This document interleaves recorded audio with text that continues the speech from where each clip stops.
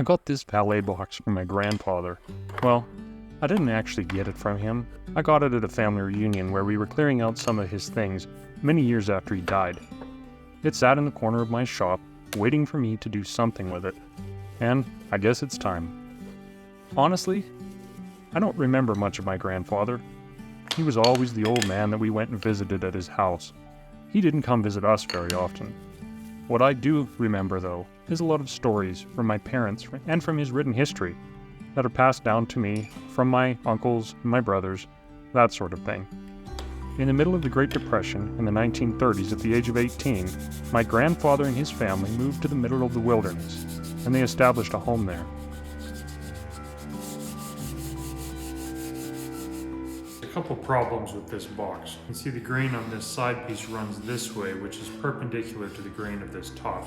So as this piece here expands and contracts, it's going to break this glue joint. Also, looking inside here, there's a bit of mold. You can see how this piece has shrunk back and it's separated the glue joint here.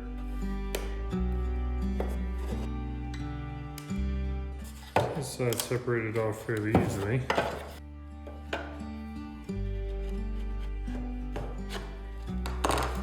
That looks like it's breaking there, so that glue joint there is pretty solid. This side just popped right off. Throw some heat on that and see if that separates it.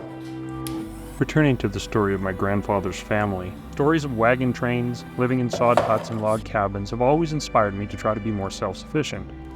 I hope as I restore this little Valet box to usability, it'll be something I can pass on to my own children as a symbol of not being afraid to start over if necessary. Just like this box, time and life has a tendency to sometimes break us down, cause damage. But, like this box, we can be repaired. We can fix things. We can change things for the better. It takes a lot of grit, a lot of determination to change where you are and to move forward into pursuing your dreams. So I decided on retrospection that I didn't want to remake this because it kind of destroys the historicity of it. So I think I will glue it back the way it was. This is a quarter sawn grain, so it shouldn't expand very much.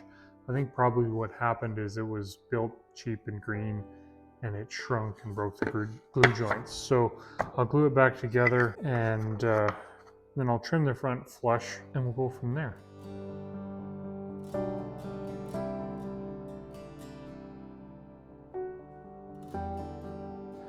Fun thing about glue ups is they always, no matter how many times you rehearse them, they always kind of go sideways.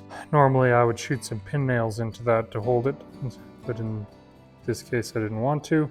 Got it all clamped and glued back together though, but you can see how this piece has shrunk relative to the side pieces, and that's what I think broke that glue joint. So once that's all set and dry, I'll just take my table saw and I'll just clip that off so it's flush along there, sand it, finish it, glue this drawer back together, and we should be good. Time to take it out of the clamp, see how good the glue job was.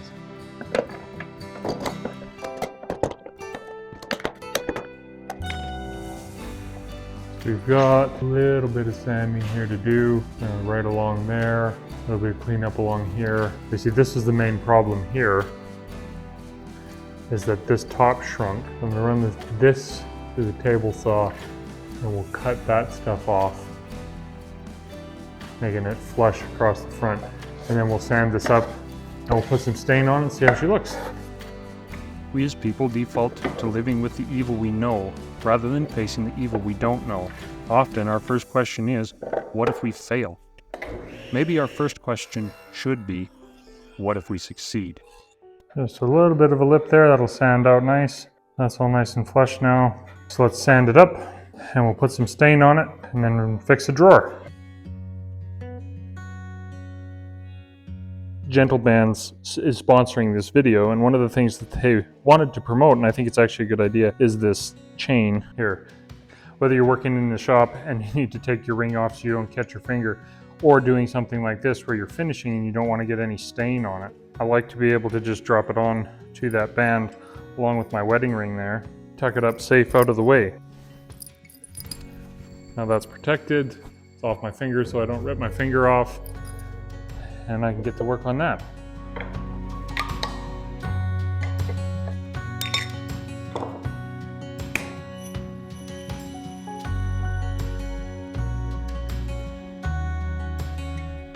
Right now, my family is going through some changes, some periods of growth, and some periods of stress. And when I look at this little box, it reminds me that everyone has times in their life when they are stressed, when they're feeling overwhelmed. And as I step forward into a new world and make new decisions different than ones I've ever made before, I hope my kids, even my grandkids, may look back on this period of time as one of inspiration.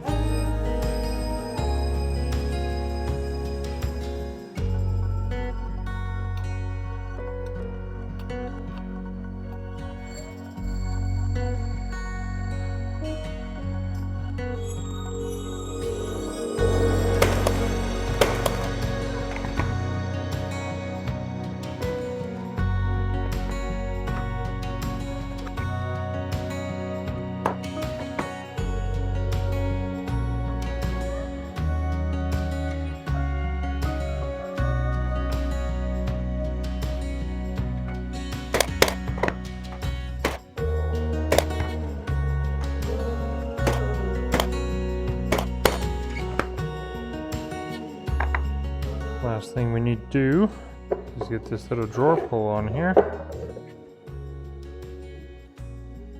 Got a couple little nails there. Put in right here and here, and then it'll be done.